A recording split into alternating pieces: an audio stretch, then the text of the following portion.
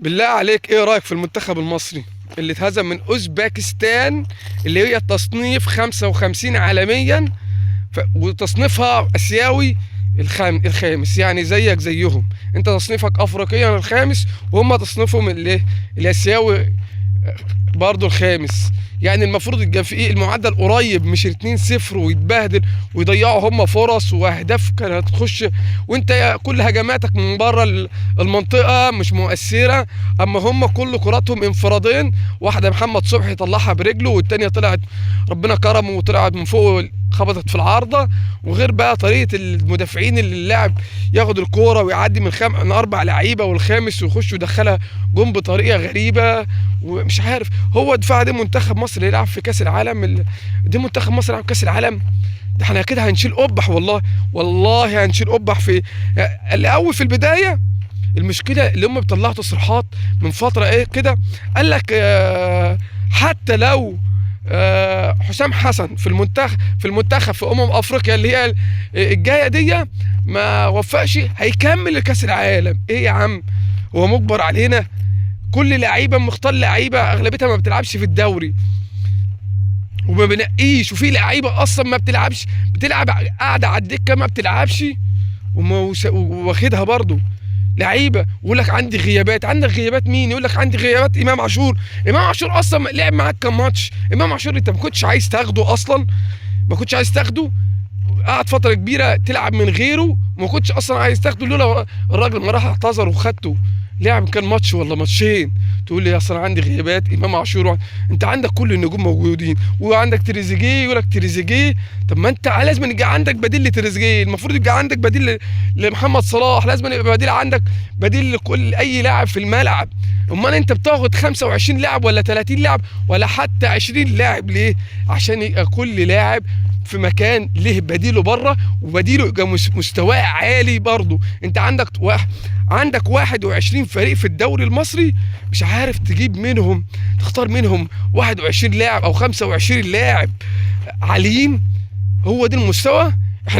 احنا كنا بنلعب مع اوزبكستان كان احتراما للفرق الصغيره، عامل زي اللي واحد بيقابل بلديه المحله بتقابل النادي الاهلي، بلديه المحله بتقابل النادي الاهلي بالظبط، و2-0 والبهدله واللم وبطريقه. النهارده منتخب مصر هيلاعب كام فيردي، فريق متصنف في ال 71 عالميا، انت اعلى منه، ومتصنف في افريقيا انت اعلى منه، انت في المركز خامس افريقيا، انت الخامس افريقيا.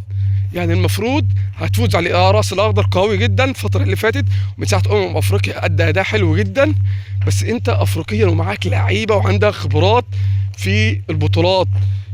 اما طريقه اللعب مش هتنفع. طريقه اللعب ان فريق زي اوزبكستان، الفريق اللي انت المفروض اقل حاجه كنت تعادلت معاه، اما 2-0 مع الرأفة، لا كده منتخب مصر هيروح في حته تانية، بجد هيروح في حته تانية.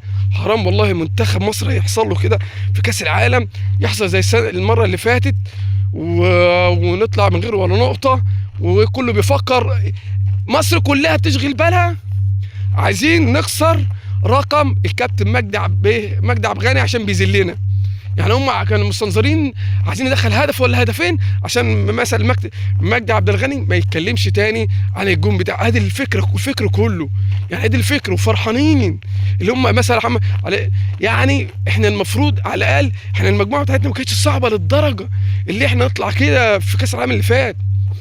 افريقيا اتخدمنا السنه دي، ما فيش ملحق علينا وكسبنا. احنا كنا الاول ما كناش في التصنيف، فكان التصنيف العشر الخمس فرق اللي في التصنيف الاول بيقابلوا الخمس فرق التصنيف الثاني. احنا فدينا دي، بقينا في التصنيف الخامس، فخلاص بقينا تقاوي وصعدت الحمد لله.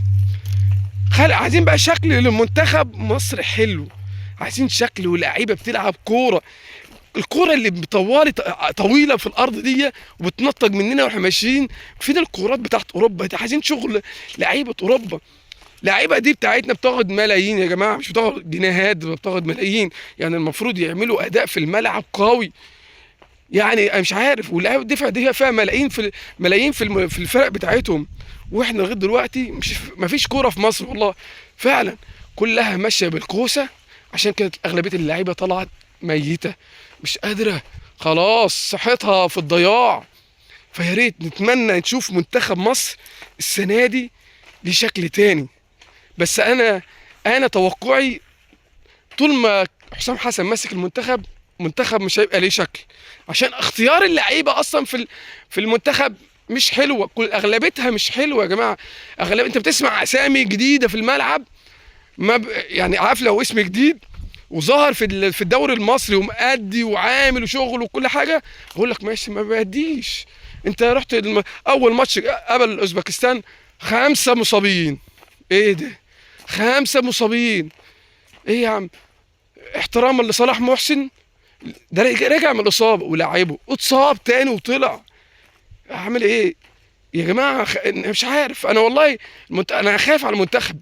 احنا عايزين نفرح بالمنتخب، نشوف المنتخب ده حاجه تانية.